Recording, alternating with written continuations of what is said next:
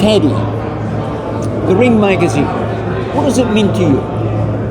You know, what it really means to me is that the history of this great sport and the history of these great fighters and great men will be memorialized and put out there where the younger people can learn about these fighters that they don't know. You know what bothers me is that baseball, football, all these terrific sports, I'm not knocking them, you know, all of them, but they haven't been around nearly as long as boxing.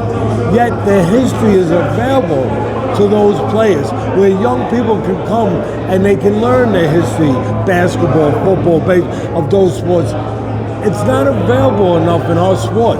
It's not. There's too many young kids that don't know the great Henry Armstrong. How do you not know him? Homicide Hank. He won 3 full titles. Featherweight, lightweight, welterweight, and he defended them simultaneously in a 2-month period, and then he won the middleweight title against Severino Garcia. 15 rounds, they made it a draw because he wouldn't do business with the fellas. So they don't know what men like that overcame to become champions. You know, so I just, to me this night, that's what it means.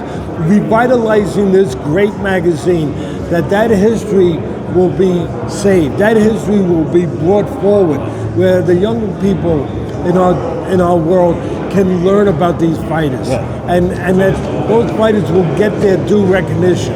But of course, Teddy, we're talking about an era when the name hungry fighters was about. These guys had to strive for greatness to get themselves out of poverty. But that's why I'm saying, when I mentioned Henry Armstrong, I can go back to Sam Langford, all these fighters, that there was no option for them.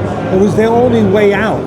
It was their only way to be able to save their families, to make a living for their family, to get out from where they were. And so they didn't only have to be physically ready and technically ready, but mentally. You know, they had to be able to persevere. They had to have the resiliency of a champion, the characteristics of a champion. And this sport, the greatest thing about seeing you here is that I always say this sport, when it's in the right hands, it can save young men. And I'll go a step further. It will take boys and make them into men. Because they don't have to go on to have 10 fights, even 100 fights, even 2 fights. All they have to do is be able to get in that ring, face their inhibitions, face their fears, face their doubts, with the help of a man like you, and know they can depend on themselves.